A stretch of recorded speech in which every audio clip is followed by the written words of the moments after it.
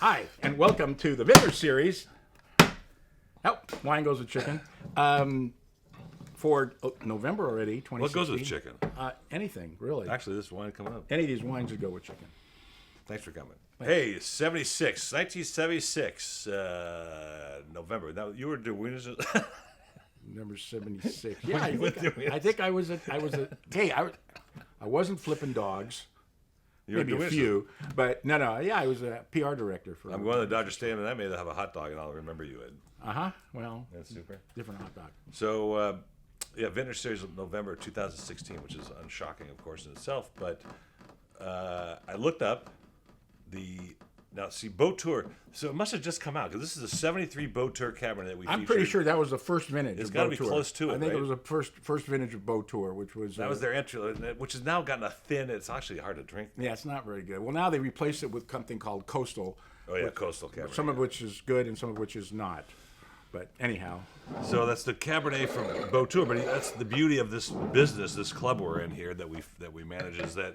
You know, we were around in those days. We saw these wines. We watched the emerging wineries that grew up, in the '70s, and we then feel like we're disappeared. part of that process. So, and the other was a Parl, P-A-A-R-L, late harvest Riesling, and late harvest doesn't mean this is opulently succulent sweet wine. It's just sometimes the Riesling grape. We'll have one today. It's not late harvest, but. It just gets a little more honeysuckle. A little more but those were great wines. So now I've had 1903 beer. Wow, it's pretty old. Craftsman. It's great wine beer. Well, this is to commemorate the flight of Kitty Hawk of the Wright brothers. What a nose. Yeah, really nice. It's got some licorice to it, a little density. Wow, I forgot about that. This is really the nose is obviously. Now here's a little tidbit, Ed. I like going to these restaurants like I did. I told you the story about my friend trying to guess this Napa Cab. He did it totally wrong. But, I like knowing that I can swirl a wine and smell it and nod to the sommelier, whoever it is, that this is a good wine because it really comes down to making sure there's no overt flaws in the wine and it's not corked, right? Right. Otherwise, you don't necessarily reject a wine at a restaurant because you didn't like it. You chose it. But if Well, it's bad... that's true. If it's bad, because it's corked, then that's what you determine in the nose, right? Well, true. I mean, and there could be other flaws. I mean, what I don't like is when somebody argues with you. Oh, that's the worst. This is excellent. This is very nice wine. Yeah. 2012 too.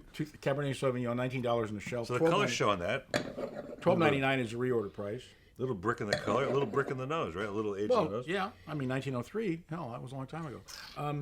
No, that was just the name of the wine. Anyhow, it's got some really nice licorice and some earth components, but it's got great cherry fruit really in the middle. Spectacular, and because of the hey, George is here. Because of the age, you've got that licorice and that leather, and it's really good. Yeah, it's a really nice wine. I'm giving it a 95. What do you think? Okay, don't tell me what you think. No, I'm going to give it a 97. I think this complexity from this age is really special, and the color is just perfect for what it is. It'll go great with Chinese food. And I'm going to say that some people are going to say, hey, it smells old, but the palate is completely different from the nose in that regard. All right, so. Boy, did I love this one. Yeah, Ed's a huge Riesling fan anyway, so, every time we get a Riesling, and particularly one like this, which is pretty sophisticated and it's not overly sweet, it's just showing the grape. He gets all excited about it. God, peach, apricot, nectarine, all kinds of neat stuff going on in here. And 9%. Wow, the nose is something else. I think it's 9% alcohol. It's just light. It's just delicious. Absolutely delicious. I forgot about this. Oh, the nose is amazing. Absolutely gorgeous. Central Coast. Mm-hmm. Boy, the nose is. This is the kind of wine you just want to smell it and forget tasting it because it's just nose is so. No, fun. I love it because, at first it comes off a little sweet. It's got great fruit. It probably has some sugar in there, but then the acidity kicks in, and after you've swallowed it, you have no sensation of sweetness in your mouth whatsoever. It's totally dry.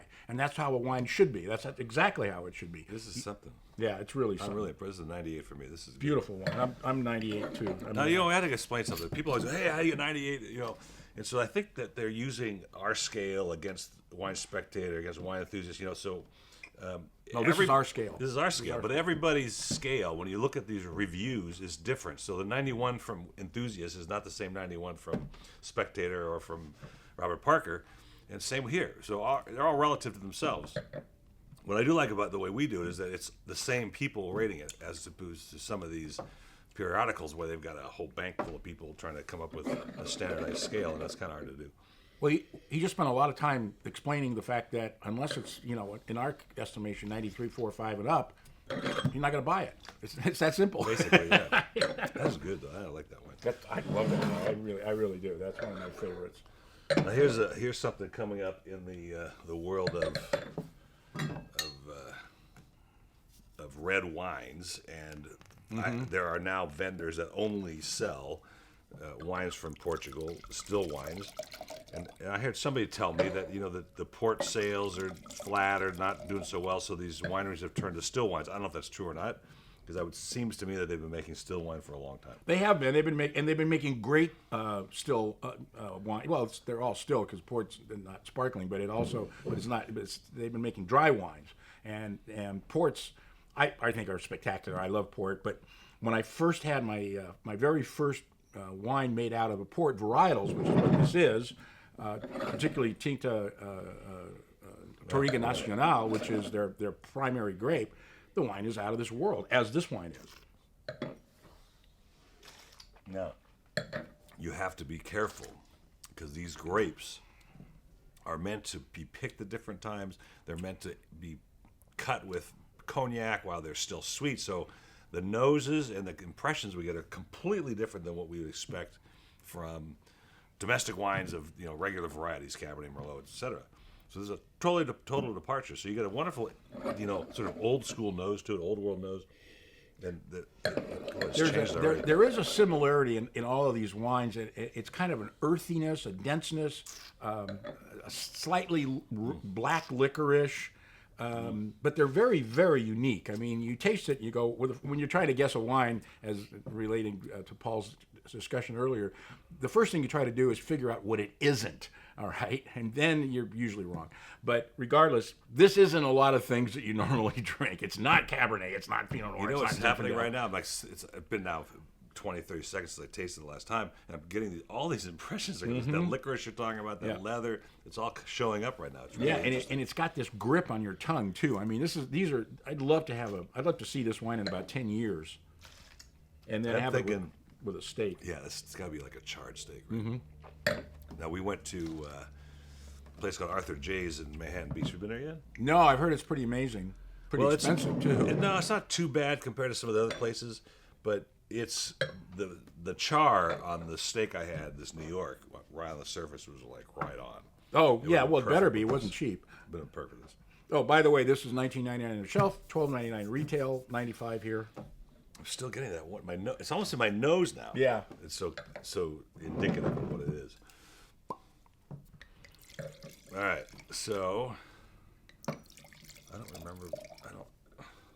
Central Coast 2013 Chardonnay from Belltown and Santa Maria. Yeah, this is from our guys at Turnkey Operations. Oh, it is? Okay. The Mendocino guys. She's great. Boy, she is. Folks, this business is bizarre. We thought we've done it all. Pretty much, if you can buy a wine in America, however you buy wine, you can buy wine in so many different states. We've probably done it. And then all of a sudden, this gal shows up, and she's got this whole litany of wonderful wines that I've never heard of, never knew who she was. And how she found us by accident, I think, somehow. I think a broker told her about us. I don't know. That's how I found you too. Yeah, well, thanks. Thanks for that. This is really a terrific wine. I mean, they don't want to tell you that, but I guarantee you that some of their Vintners grapes, which is one of the most expensive vineyards in California to buy grapes from, is in here, and those Chardonnays go for $30, $35, $40 a bottle. This one sells for $18.99. Reorders $11.99, and that's amazing because it's right there with everybody. This is serious. This reminds me of some serious French Chardonnay, actually, like a Chablis or a high-end Macon. Really, really nice stuff. With a little bit of oak in it. Very, very little. Just enough to give it a little roundness. Terrific wine. I'm doing a 95. That's 96 for me. I'm getting Macon. I had a Macon the other night. It was a little brighter than this, but the complexity was there. And that is our show for today. Vintners Series, November. Wow, one more month left in the year, and then it's on to 17. Cheers, Ed. Cheers.